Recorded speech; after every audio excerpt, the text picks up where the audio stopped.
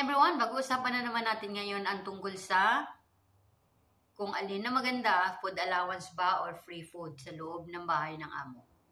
Okay, sasabihin natin ngayon ang the best.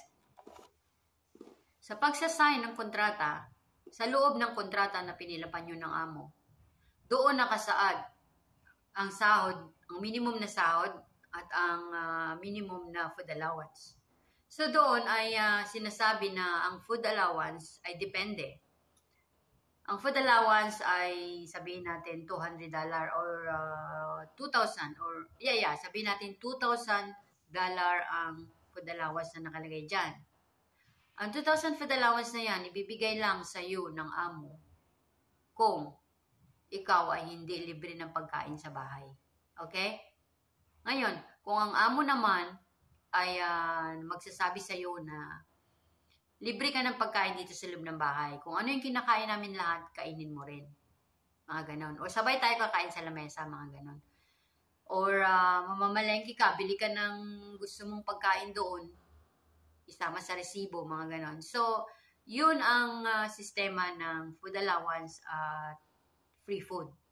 So, ano ang pinakamaganda? Food allowance or free food?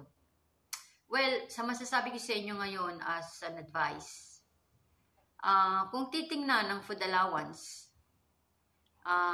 hindi kakasya ang amount ng food allowance na nakalagay sa kontrata para sa mga domestic helper dito sa Hong Kong. Actually talaga, hindi talaga yan siya sapat sa loob ng isang buwan sa pagkain mo, sa pagbili mo ng pagkain mo. Kung ikaw ay mahilig sa kanni, mahilig sa mga snacks, every time na makalabas ka nandyan, bibili ka. Hindi siya abot, hindi siya i-eksakto sa loob ng buwan. Aabuno at aabuno ka pa rin ng pera mo. Yun ang disadvantage pagka ikaw ay food allowance. Yun ang nakakatakot medyo, yung masasabi ko. Pero kung ikaw naman ay vegetarian at matipid at gusto mo lang kainin yung mga healthy food, hindi ka mahilig sa mga snack, siguro pwede na rin. Depende na rin sa iyo kung paano mo i-spend yung 2,000 dollar na yan sa loob ng isang buwan na food allowance mo sa amo. Remember, ang food allowance mo sa pagkain ay binibigay lang yan once a month. Kasama yan ang sahod mo. So, ang sahod mo is 5,000 plus 2,000. So, meron ka ng 7,000 o parang ganon. So, kung maubos mo yung 2,000 na yan, wala pa isang buwan, mag-aabono ka kasi ikaw bumibili ng pagkain mo eh. Wala kang libre sa loob ng bahay. So, yun ang pinag-usapan natin kung pipiliin mo maging food allowance at yun ang gusto ng amo mo na food allowance ka.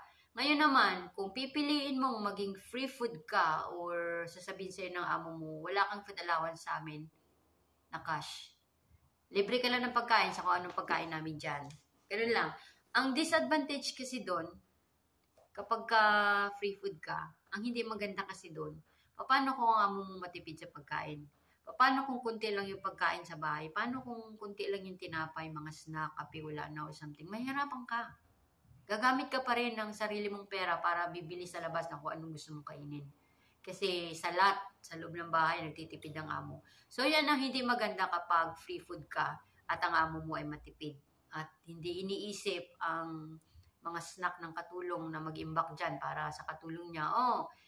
Cheche, gusto ko ito yung mga snack mo anytime na gusto mo mag-snack dyan dahil marami kang trabaho.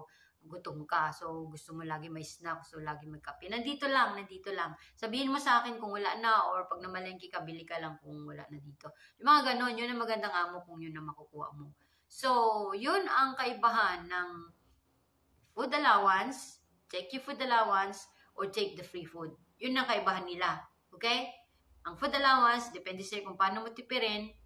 At ang free food naman, depende sa amo mo kung matipid sila sa bahay at kunti-kunti lang yung kinakain. Yun ang kanilang kaibahan na dalawa. Kaya, ang masasabi natin na I think ang mas the best dito ay kunin nyo na lang ang food allowance nyo. Kasi nasa sa inyo kung paano nyo ito tipirin. At kung kukulangin man kayo, at least masaya kayo dahil food allowance nyo yun, nakuha nyo yun eh. So, naubos nyo man siya ng maaga, gagamitin nyo yung ibang pera ninyo. At least, alam mo nakuha mo yung food allowance mo. Unlike, pipiliin mo yung free food, tapos ang makukonsume mo lang na pagkain dahil matipid amo mo. So, sa 2,000 na food allowance, baka makukonsume mo lang is 1,500 dahil sa sobrang salat ng pagkain sa loob ng bahay na binibigay nila sa'yo. Kaya kunin na lang ang food allowance, cash, kaysa sa free food. At least ikaw nang magmamanage sa sarili mo, di ba? So, yun ang ating magandang tip na naibigay sa ngayon about sa food allowance, kung alin ang maganda or free food. Okay? So, tandaan natin yan, pag tayo ay nag-abroad at nakikipag-usap sa amo, for example, mas pipiliin natin ang kunin ang food allowance natin para tayo ang mag-manage dito lahat. Yeah, the best. Thank you.